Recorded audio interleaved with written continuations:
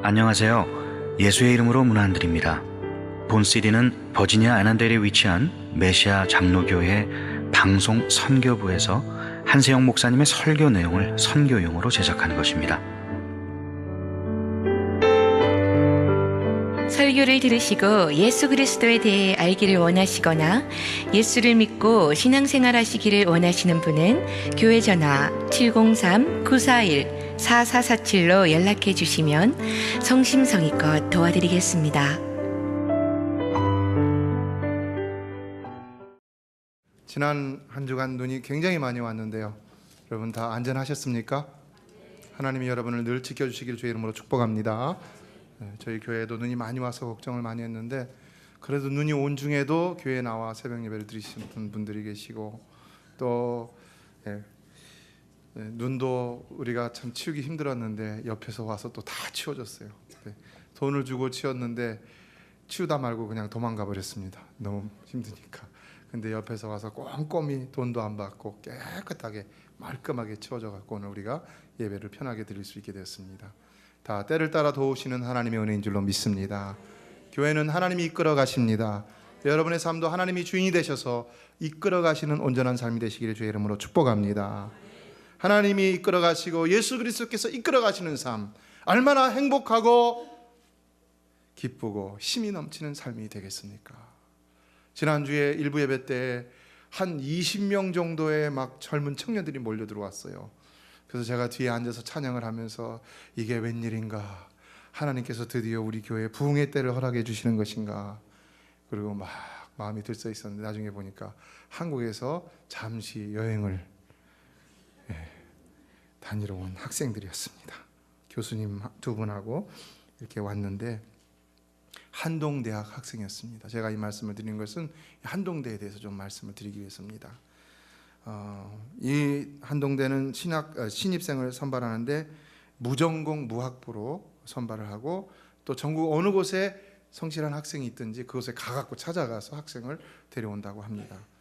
또 시험도 무감독 양심 시험입니다. 감독이 없다는 것입니다. 신학교에서도 참 힘든 것 같은데 학교 일반 학교에서 무감독으로 드린다는 게, 시험을 본다는 게 참 대단한 것 같아요. 또 총장님의 모토가 뭐냐? 배워서 남주자. 배워서 남주자. 그런데 이 학교가 철저한 크리스천 스쿨이라는 것입니다.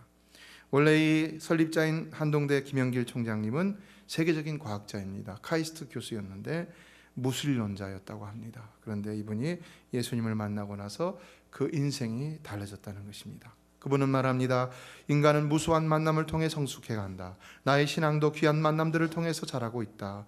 부모, 형제, 아내, 환경, 친구, 또한 책들과의 만남들, 이 만남들 중에 나를 가장 크게 변화시킨 것은 바로 나의 구주 되신 예수님이다. 여러분의 삶은 누가 변화시켜가고 있습니까?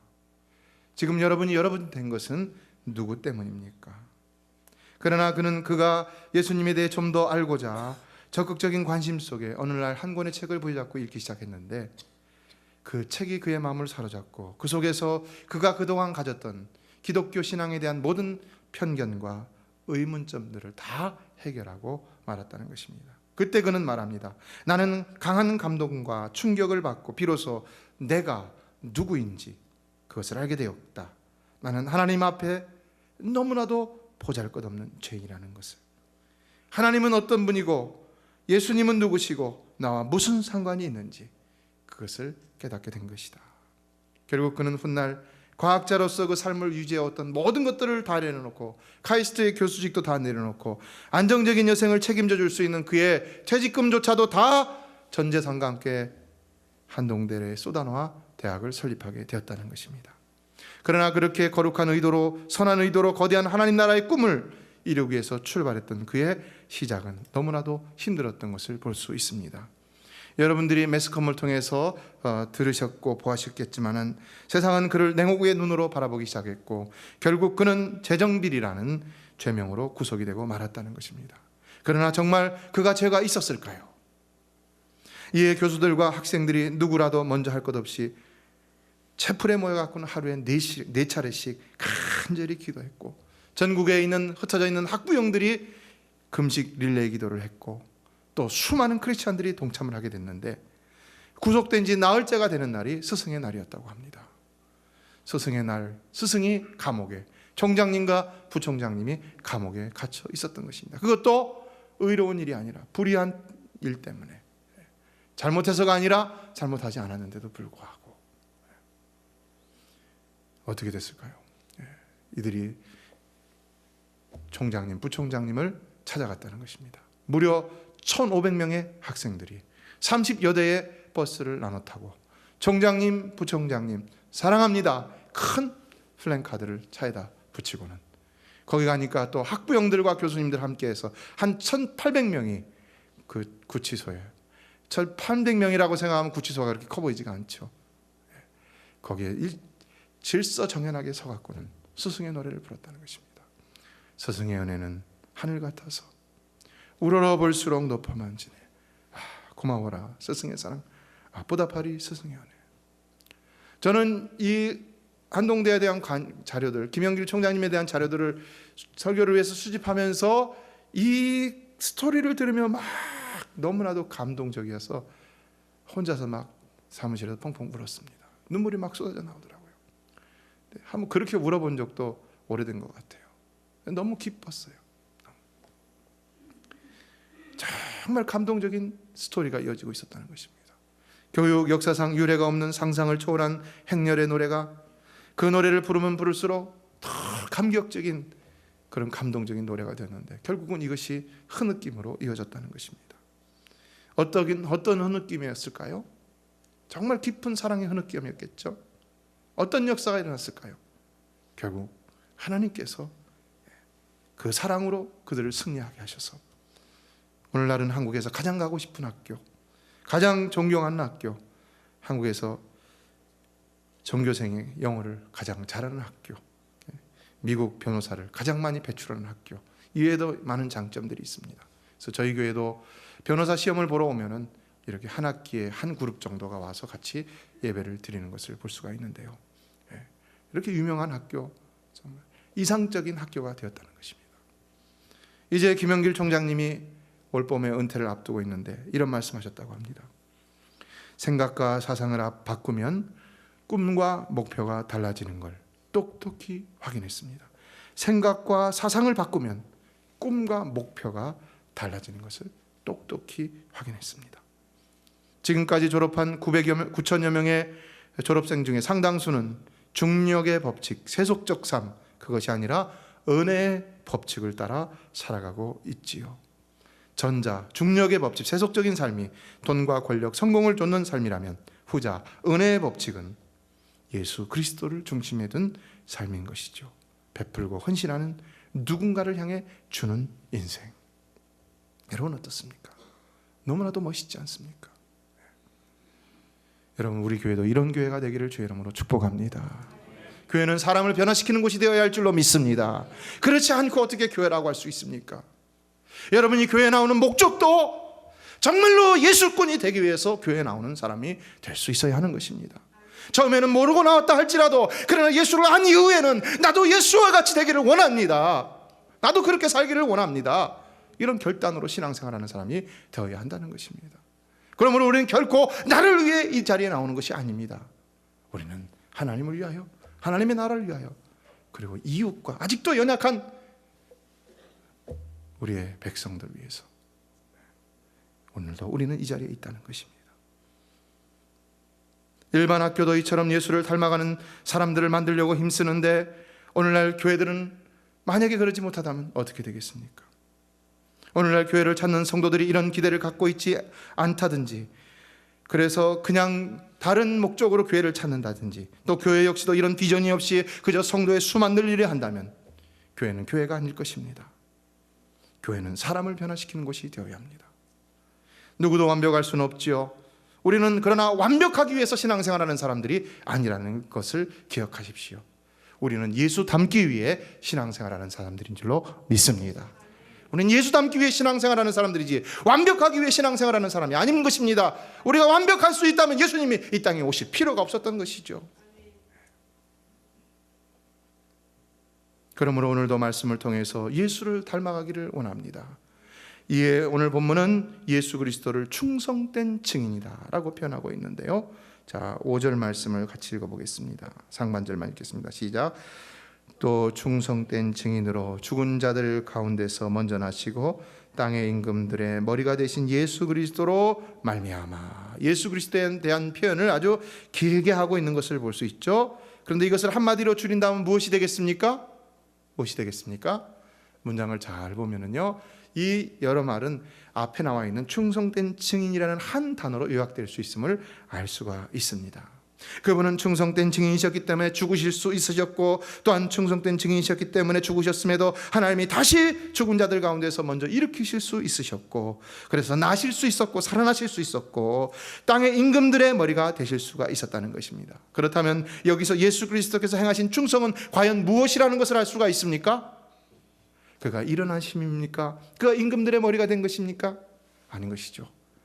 오늘 본문에는 직접적으로 나타나고 있지 않지만 오늘 본문에 나타난 모든 표현들은 무엇을 전제로 하고 있음을 알 수 있습니까? 바로 죽음을 전제로 하고 있음을 알 수가 있는 것입니다. 예수 그리스도의 충성은 뭐였냐? 바로 그의 죽으심이었다는 것입니다. 죽음. 요한계시록 2장 10절을 보면은 내가 죽도록 충성하라 했는데 왜 그것을 예수님이, 주님의 말씀이었잖아요, 왜 요구하셨느냐? 그건 바로 주님께서 우리를 위해 죽도록 충성하셨기 때문에 우리에게 그것을 요구하셨다는 사실입니다. 그의 충성된 죽음으로 말미암아 우리가 나음을 입고 구원을 얻어 하늘나라 백성이 되었습니다. 믿습니까? 오늘 그것이 오늘 본문의 말씀이죠. 그러므로 오늘날 우리가 예수님처럼 정말로 변화되기를 원한다면 우리도 먼저 죽기를 각오하는 자가 되어야 한다는 것입니다. 충성 죽음, 예수님의 죽음 닮기를 원합니다. 닮기를 원합니다. 닮기를 원합니다. 닮아가기를 원합니다. 예수처럼 변화되기를 원합니다. 그렇다면 여기 죽음은 무엇일까? 첫째, 이것은 하나님 아버지의 뜻에 철저히 복종하는 죽음이었습니다. 그러므로 오늘 본문은 예수님을 일컬어 충성된 증인이라는 증인의 표현을 쓰고 있는데, 증인은 뭡니까? 자기 말을 하는 사람이 아니죠. 자기 일을 얘기하는 사람이 아니죠. 누군가를 혹은 어떤 사실을 증명하는 사람인 것이죠. 그렇다면 예수님은 누구를 또 무엇을 증거하고 증명하는 사람이었겠습니까? 바로 하나님의 뜻을, 하나님을 증거하고 증명하는 사람이었다는 것입니다. 그러나 충성된 증인, 철저히 그만을 증거했는데 어느 정도로 충성되었느냐? 죽기까지, 죽도록 생명을 다하여, 목숨을 다하여 그 일을 감당하셨다는 것입니다. 예수님의 충성은 전부가 철저히 다 하나님의 뜻에 복종하는 죽음의 삶이었다는 것을 알 수가 있는 것입니다. 그러므로 오늘날 우리도 예수 그리스도처럼 닮기를 원한다면 우리도 전부 모두가 다 철저히 하나님의 뜻에만 죽도록 복종하는 희생의 충성을 할 수 있어야 한다는 것입니다. 우리가 교회를 위하고 성도들을 위하고 경제적으로 어려운 사람들을 구제하고 세상 가운데 여러 가지 좋은 일들을 할 수가 있습니다. 그러나 더 중요한 것은 바로 그 희생이, 그 충성이 하나님의 뜻대로 복종하는 희생이 되어야 한다는 것입니다. 하나님의 뜻대로. 여러분의 열심과 여러분의 좋은 의도만 가지고는 안 된다는 것입니다. 하나님의 뜻대로 하는 것이 되어야 한다는 것입니다. 하나님의 뜻대로 교회를 세우고 하나님의 뜻대로 사회를 세워나가고 하나님의 뜻대로 이웃을 돕고 섬기고 하나님의 뜻대로 교회를 세워나가야 한다는 것입니다. 그렇지 않고 행하는 희생은 가치 없는 희생이라는 것입니다. 좀 더 심한 말로 말하자면 그렇게 해서 죽는 것은 개죽음밖에 되지 않는다는 것입니다. 하나님 앞에는 전혀 상관이 없는 죽음이라는 것입니다. 그런 헌신은 하나님께 전혀 상관이 없는 헌신이라는 것입니다. 죽는다고 다 가치 있는 것이 아니라 하나님의 뜻대로 죽어야 그것이 진정 가치 있는 죽음이 될 수 있다는 것입니다. 두 번째, 그러므로 예수 그리스도의 죽음은 또한 다른 모든 영혼들을 구원하는 이타적인 죽음의 가치를 가지고 있었던 것을 볼 수가 있습니다. 예수님의 죽음은 아버지의 뜻에 복종한 죽음이었기 때문에 그 죽음이 결코 헛되지 않아서 아버지의 뜻대로 인간의 죄를 구속하고야 말았습니다. 그러나 예수님은 그가 아버지 뜻에 복종한다고 해서 결코 자신이 훗날 받을 상을 위해서 그것을 하신 것일까요? 그것은 아니죠. 왜요? 예수님도 이미 이 잔을 내게서 물려달라고 3번이나 흐르는 땀방울이 빗방울이 되기까지 하나님 앞에 간절히 기도했던 것을 볼 수가 있고, 여기 본문을 보면은 마치 그분이 죽으셨으므로 다시 살아나고 또한 그렇게 죽도록 충성하심으로 모든 임금의 머리가 되신 것처럼 이해하도록 기록하고 있는 것처럼 보이지만, 그러나 본문의 의도는 절대로 그것이 아니라는 것입니다. 왜냐? 예수 그리스도는 그렇게 희생하지 않으셨다 하더라도 이미 그는 영존하시는 하나님이시요, 원래부터가 만물의 주인, 모든 것을 가지신 영화로운 분이시기 때문인 줄로 믿습니다. 여러분은 이 예수를 믿으십니까? 이 예수를 믿어야 할 줄로 믿습니다. 예수가 어떤 분이시냐? 예수는 인간이 아니라는 것입니다. 그분은 완전한 인간이셨지만 그러나 그 본래는 하나님이셨습니다. 다만 그 하나님과 동등됨을 취할 것으로 여기지 아니하시고 자기를 낮춰 종의 형체를 갖춰 사람의 모양으로 나셨을 뿐인 것이죠. 그러나 그것은 우리를 위한 것이지 원래 그분은 하나님이셨습니다. 만물의 중심이셨습니다. 골로새서 1장 17절로 18절을 보면 또한 그가 만물보다 더 먼저 계시고 만물이 그 안에 함께 섰느니라 라고 했는데요, 이 말씀은 예수 그리스도가 만물의 중심임을 나타내는 말인데, 주석가들의 주석을 보면 이렇게 해석을 하고 있습니다. 모든 만물은 그리스도를 중심으로 혼돈 가운데서 조화를 이루며 응집을 가져오는 이렇게 되고 있다. 여러분 상상을 해보세요. 그리스도를 중심으로 혼돈되어 있었는데 그리스도를 중심으로 조화롭게 응집을 가져옵니다. 이게 뭡니까? 마치 예수 그리스도는 우주 가운데 태양계 가운데 태양과 같은, 태양계 모든 행성의 중심을 끌어당기고 잡아주는, 조화롭게 만드는 그런 역할하는 우주의 중심이라는 것입니다. 오늘 우리가 예수 그리스도에 대해서 잘 모릅니다. 그러나 우리가 이제 밝히 드러나는 날, 과연 그분이 우주의 중심이라는 것을 깨달을 날이 오게 될 것을 저는 확실히 믿습니다. 그 하나님께서 예수 그리스도와 성령님과 함께 그 우주의 중심에서 온 우주를 붙들고 계십니다. 그거와 붙들고 계시기 때문에 우주가 안전한 것이지, 그가 놓으시는 것마다 그것은 파괴되고 멸망하게 될 것입니다. 그분이야말로 만물의 통일의 원리요 모든 창조물을 유지하는 만물의 주관자라는 것입니다. 그런데 이런 분이 어떻게 자기 몸을 십자가에 못 박혀 죽기까지 충성하셨겠느냐는 것입니다. 어떻게요? 그것은요 바로 저와 여러분 같은 아무리 해도 헤어나올 수 없는 구제불능의 죄인들을 구속하시기 위함이었다는 것입니다. 여러분, 우리는 구제불능의 죄인들이라는 사실을 믿으십니까? 예수 없이? 무슨 의미입니까? 여러분이 오늘 회개해갖고 죄를 다 깨끗이 용서받는다고 내일 또다시 죄를 안 짓는 것이 아니라는 것입니다. 그러므로 예수 없이는 우리가 구제불능이라는 것입니다. 구제불능이에요. 우리는.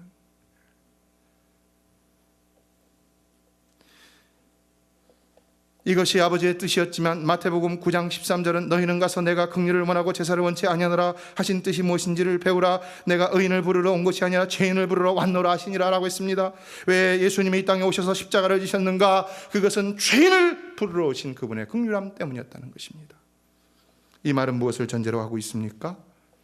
예수님은 우리로서는 절대 의인이 될 수 없는 구제불능의 죄인이셨음을 이미 아셨기 때문에 우리의 본질을 아시는 그 주님께서 우리를 위해 기꺼이 희생하셨다는 것입니다. 그가 그토록 스트러글링 하면서도 힘들어 하시면서도 그것을 극기하는 복종하심으로 수행하셨다는 것입니다. 그러므로 우리가 구원을 얻은 후에도 히브리서 4장 16절을 보면 그러므로 우리가 긍휼하심을 받고 때를 따라 돕는 은혜를 얻기 위하여 은혜의 보좌 앞에 담대히 나아갈 것이니라. 사랑하는 성도 여러분, 이 시간도 예수 그리스도의 긍휼하심의 은총이 여러분 가운데 충만하게 되기를 주의 이름으로 축복합니다. 때를 따라 돕는 은혜가 넘쳐나기를 주의 이름으로 축복합니다. 왜 그러나 그럴 필요가 있다는 것입니까? 우리는 또다시 범죄할 수 있기 때문에 그런 것이고 또다시 연약한 가운데 빠질 수 있기 때문인 것입니다. 그러나 우리는 늘 예수 안에서 다시 의인이 되고 예수 안에서 강한 자가 되고, 그래서 약한 자가 천을 이루고 작은 자가 천을 이루고 약한 자가 강국을 이루는 놀라운 역사의 주인공들이 될 수 있는 줄로 믿습니다. 그러므로 예배하는 이 시간 여러분 그냥 죄책감에 빠져 있지 마십시오. 예수 안에서 다시 회복되시기를 바랍니다. 회복돼서 돌아가시게 되기를 주의 이름으로 축복합니다. 따라서 이제 예수 그리스도의 사람들이 된 우리는 하늘나라 가는 그날까지 그분의 긍휼만을 의지하면서 능력 있게 살아가는 자가 되어야 됩니다. 유다서 1장 21절은 하나님의 사랑 안에서 자기를 지키며 영생에 이르도록 우리 주 예수 그리스도의 긍휼을 기다리라 라고 했습니다. 이것은 미래형만이 아니죠. 현재형이죠. 지금도 우리는 긍휼을 기다리며 주님 앞에 나왔고, 그리고 앞으로도 그러나 주님 오실 그날까지 그의 긍휼을 기다리며 주님 앞에 나아가 야 한다는 것입니다. 예수 그분은 항상 긍휼을 베푸시는 분이시기 때문에 우리는 언제나 그를 기다리고 기대할 만한 소망이 있는 것입니다. 성도 여러분, 우리가 진정 예수를 소망하며 믿음으로 나아간다면 그분은 여러분에게 정말로 긍휼을 베푸시고 때를 따라 돕는 은혜를 허락하여 주실 줄로 믿습니다. 이 믿음 왜 말씀을 드립니까? 그렇게 살라는 것입니다. 그렇게. 이에 오늘 본문 5절 하반절로 6절은 이것을 잊게 한 근거인 너무나도 벅찬 구속의 찬양을 하나님 앞에 올리고 있는 것을 볼 수가 있습니다. 우리 다 같이 한번 읽어볼까요? 시작. 우리를 사랑하사 그의 피로 우리 죄에서 우리를 해방하시고 그 아버지 하나님을 위하여 우리를 나라와 제사장으로 삼으신 그에게 영광과 능력이 세세토록 있기를 원하노라. 아멘. 아멘. 이 시간 우리의 고백을 통해 하나님이 영광을 받으시기를 주의 이름으로 축복합니다. 하나님 앞에 나오는 시간, 하나님 앞에 영광의 고백을 드릴 수 있어야 됩니다. 이것이 믿음의 고백인 것이죠. 하나님은 그 입술의 작은 고백도 기뻐하시고 영광 받으신다는 것입니다. 우리는 예수의 피로 말미암아 죄에서 해방되었을 뿐만 아니라 또한 그로 인하여 하나님을 위하여 나라와 제사장이 되었다는 것입니다. 하나님을 위한 나라가 되었습니다. 제사장이 되었습니다. 베드로 사도도 말합니다. 오직 너희는 택하신 족속이요 왕같은 제사장들이요 거룩한 나라요 그의 소유된 백성이니. 그렇다면 오늘 본문의 나라와 제사장이라는 것은 무엇을 뜻하는 것일까요? 하나님은요 예수로 인하여 세상 나라를 멸하셨습니다. 그리고 하나님의 나라를 다시 세우신 것입니다. 바실레이아, 이것은 헬라어에서 하나님 나라를 의미하는 것입니다. 바로 여러분 한 사람 한 사람이 하나님의 나라라는 것입니다. 그럼 하나님 나라는 무엇입니까? 하나님 나라는 더 이상 세상의 지배 가운데 있는 나라가 아닙니다. 하나님의 지배하신 가운데 있는 나라인 줄로 믿습니다. 그래서 로마서를 보면 하나님 나라는 오직 먹고 마시는 데 있는 것이 아니라 오직 성령 안에서 의와 희락과 평강이 넘치는 나라라고 말씀하고 있습니다. 여러분 안에, 예수 믿는 여러분 안에 의와 평강과 희락이 넘쳐나게 되기를 주의 이름으로 축복합니다. 여러분 안에 진정 하나님 나라가 이루어졌다면 그렇게 살아갈 수밖에 없다는 것입니다. 그렇게 살아가지 못하는 이유는 뭡니까?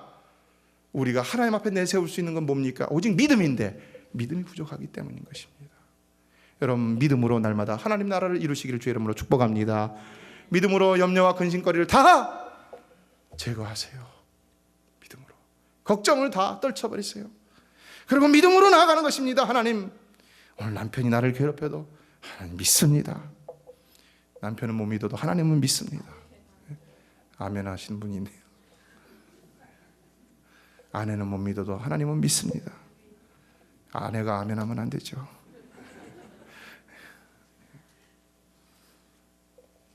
사실 사단은요 예수님을 죽이면 자신이 승리한 줄 알았을 것입니다.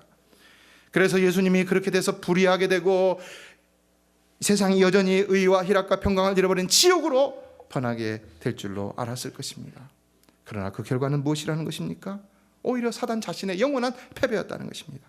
오늘날 내가 누구를 죽이면 내가 더 승승장구하고 내가 더 원하는 바를 이룰 수 있을 것 같지만은, 그러나 진리는 그것이 아니라는 것입니다.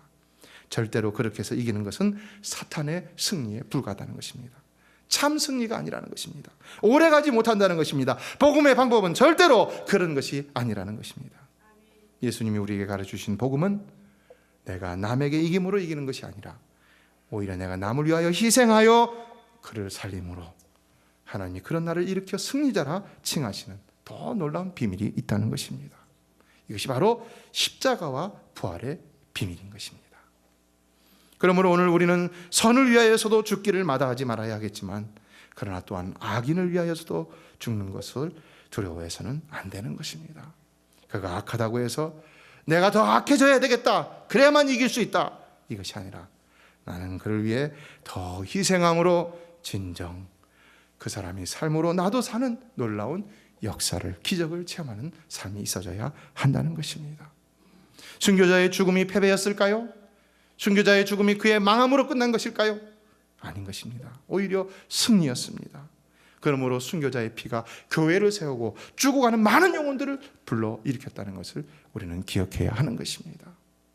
제너럴 샤마노에서 그 쪽복음을 뿌렸던 그 선교사들을 죽였던 자들이 그 순교자의 피로 인하여 다시 하나님 앞에 돌아오는 역사가 일어났던 역사라든지, 그 옛날에 순교자들을 죽였던 사람들이 다시 하나님을 믿고 예수 그리스도를 믿고 구원의 은총 가운데로 들어왔다는 사실이라든지, 우리는 이것을 보면서 순교자의 피는 결코 헛된 것이 아니라는 것을 기억해야 하는 것입니다. 그러므로 우리가 진정 영광스러운 축복을 원한다면 우리는 예수 그리스도와 같이 오히려 죽음으로 충성하는 자가 기꺼이 될 수 있어야 한다는 것입니다. 그러면 오히려 우리에게 더 놀랍고도 영광스러운 결과가 나타나서 나로 인하여 우리 모두에게 하나님 나라가 이루어지는 더 큰 기적도 체험할 수 있게 된다는 것입니다. 예, 오늘 본문은 마지막으로 예수님의 충성은 본인이 원하지는 않았더라도 결과적으로는 가장 참되고 영원한 영광의 상을 가져다 주었음을 알 수 있습니다. 여러분, 예수님이 무슨 상이 필요하시겠습니까? 필요한 것이 없죠. 그러나 왜 이런 표현들을 하는 것이겠습니까? 그것은 예수님과 같이 죽도록 충성하는 것에만 진정 최고의 상급이 있음을 가르쳐 주시기 위함이었던 것입니다. 그래서 죽도록 충성하는 것은 가장 미련한 신앙생활이 아니라 가장 지혜로운 신앙생활이라는 것을 우리는 기억해야 하는 것입니다. 내가 죽도록 충성하는 사람 얼마나 미련하게 보입니까? 여러분이 충성한다고 하면서도 좋은 열매가 맺혀지지 않는 것, 그거는요 죽도록 충성하지 않기 때문일 수 있다는 사실을 기억하십시오. 반드시 그렇다는 것은 아니지만 그럴 수 있다는 것을 기억하라는 것입니다. 죽도록 충성하는 거 뭡니까? 죽도록 충성하는 건요, 내가 해야 할 일이 열이 있다면 열을 다하는 것이 죽도록 충성하는 것입니다. 그런데요, 주의 종들 가운데도 보면은요, 10가지 중에 5만 하고도 나는 충성했다라고, 이만하면 됐다라고 생각하는 사람들이 있습니다. 아닙니다. 성도들 가운데도 10가지 중에 5가지만 하고 2가지, 3가지만 잘해도 난 이만하면 됐다라고 생각하는 사람들이 있습니다. 아니라는 것입니다.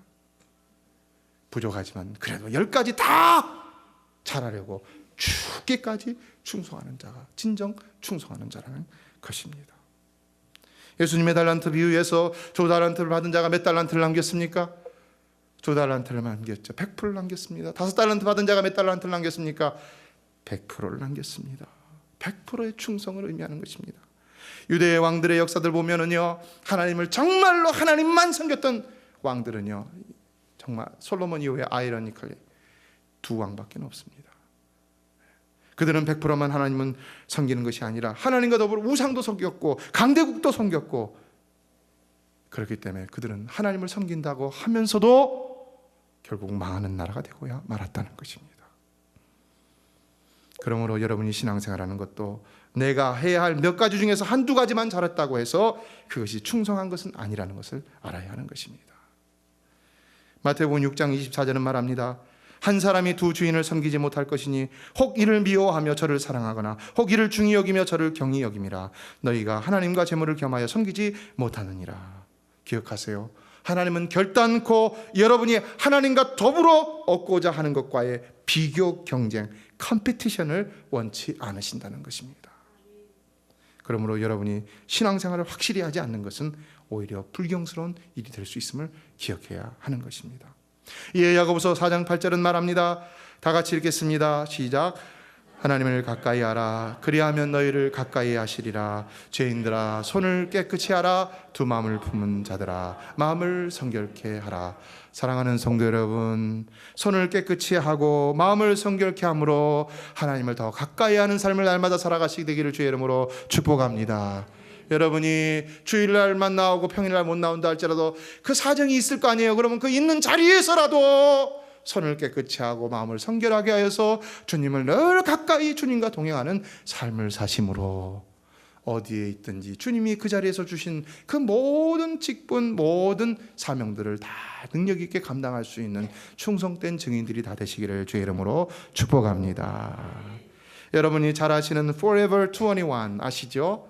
우리 이 코너 타임스 코너에도 보면 있고 여기 다 있는데 몰에 가면 다 있죠. 옷가게죠. 큰 옷가게죠. 이 장도원 회장이 굉장한 믿음의 사람입니다. 포브스에서 선정한 세계에서 가장 영향력 있는 커플 가운데 32위에 올랐다고 합니다. 근데 그가 말합니다. 사람들은 어떻게 그렇게 장사를 잘하느냐 묻는데 나는 아무리 생각해도 예수 잘 믿는 것밖에 없습니다.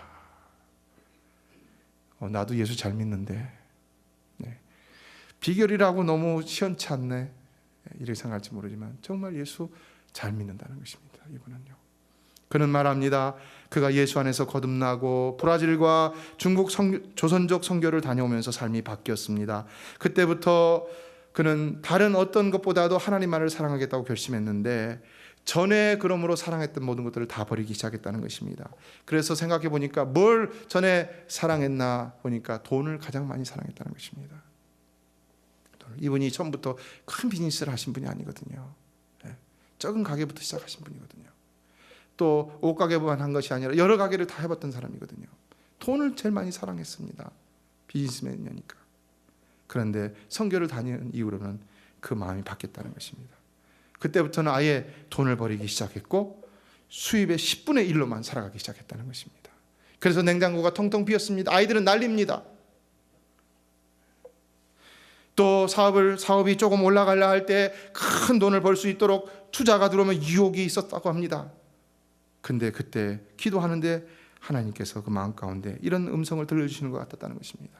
내가 그 돈이 필요하냐? 편안하고 배부르고 등 따뜻하면 네가 나를 찾겠느냐? 그래서 그 음성을 안 들었으면 했겠지만 그 음성을 들었으니까 양심적으로 할 수 없는 것이죠.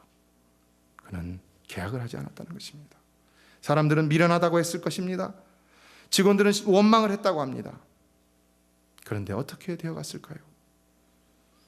그는 몇 해 전에 경기가 안 좋다고 3년 전에 투자를 덜 하라는 이야기가 나왔는데 그때 오히려 이런 생각을 할 정도의 여유가 있었다는 것입니다.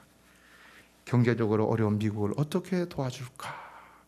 그래서 생각하다가 오히려 그는 더 투자를 해갖고 7,000명의 일자리를 만들어 주었다는 것입니다. 너무 멋있지 않습니까, 여러분? 이 사람이 완벽한 사람은 아니겠지만 그러나 얼마나 믿음대로 살려고 노력하는 사람입니까? 많은 사람들은 우려했고 비난했지만 그러나 어떻게 되었겠습니까?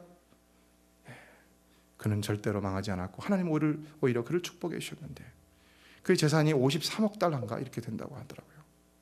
그리고 작년에 매출이 4조 5천억 원 정도 된다고 합니다. 전 세계에 500여 개의 매장이 있다고 합니다. 이분은 지금도 저 헐리우드에 나가는 전도단을 구성시켜서 그 어떤 목사님에게 이렇게 후원하고 서포트하고 자기도 가는 곳마다 복음을 전하고 간증을 하고 또 은혜 받으면 하나님 앞에 헌금을 하는데 한 번은 뭐 300만 불을 헌금했다고 합니다. 또 교회 짓는데도 모교에 자기가 신앙생활했던 모교에 100억 원을 헌금했다는 얘기도 들리고요. 그리고 또 매년 그가 헌금하는 것이 수백만 달러라고 하는데 여러분 액수가 중요한 것이 아니지 않습니까? 액수가 중요하면 왜 예수님이 과부의 엽전 2렙돈을 더 칭찬하셨겠습니까? 그러나 그가 많은 액수를 하나님 앞에 헌금했어도 그것이 과부의 엽전 2렙돈과 같이 하나님 영광을 받으실 만한 물질이 되기 때문에 하나님이 또 그를 축복해 주신다는 것입니다. 사랑하는 성도 여러분, 우리 메시아 교인들 가운데도 이런 놀라운 기적의 역사가 축복의 역사가 나타나는 많은 충성된 증인들이 나올 수 있게 되기를 주의 이름으로 축원합니다. 축원합니다. 여러분이 그런 주인공이 되시길 축원합니다. 그럼 우리 할 일은 뭡니까? 돈 많이 버는 데 있는 것입니까? 아닙니다. 세상에 대해 죽고 하나님에 대해 산 자로서 날마다 죽고 사는 충성된 증인이 되는 일, 그것만이 우리가 할 일입니다. 예수님의 여기의 표현은 예수님이 죽으신 것밖에 없습니다. 그런데 예수님이 죽으시니까 하나님이 일으켜 세우시고 임금들의 머리가 되게 하셨다는 것입니다. 저는 이 원리를 믿습니다. 저는 죽도록 충성하는 자를 축복해 주시는 하나님을 믿습니다. 여러분 죽도록 충성해 보십시오. 한번 여기에 목숨을 걸어 보십시오. 여러분의 미래를 한번 걸어 보십시오.